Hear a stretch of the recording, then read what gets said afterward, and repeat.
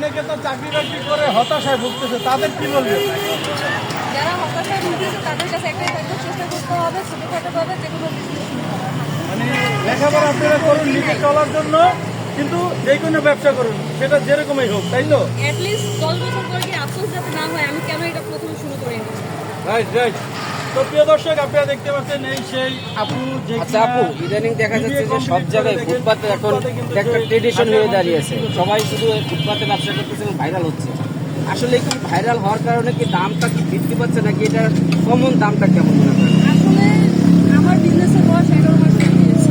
অনেকে চিন্তা করেছে যে হয়তো মেয়ে মানুষ রাস্তায় বিজনেস করতেছে ভাইরাল হওয়ার জন্য। আমি কিন্তু 11 মাস ধরেই এই কিন্তু স্ট্রাগল করে যাচ্ছি এই বিজনেস নিয়ে। কখনো হচ্ছে কি আবার লস হয়েছে, কখনো লাভ হয়েছে, সবকিছু মিলিয়ে আশা কখনো হারাই। কি তাই? ঝড় বৃষ্টি যায় না ঝড় মাথার বৃষ্টি উপর? কত কিছু আমার উপর দিয়ে গিয়েছে, কিন্তু কখনো কিন্তু হাল ছাড়িনি। আর রাস্তায় বিজনেস করে যে ব্যাপারটা, এখানে যেহেতু ইনভেস্টমেন্ট লাগতেছে না, আমাদের সকলেরই মোটামুটি বিজনেসের প্রতি একটা আগ্রহ, কিন্তু ইনভেস্টমেন্ট না থাকার কারণে আমরা বিজনেস করতে পারি না। তো এখানে বিষয়টি ইনভেস্ট লাগতেছে না, যার কারণে হচ্ছে মূলত এই যে স্ট্রিট ফুডের বিজনেসটা বেছে নেওয়া।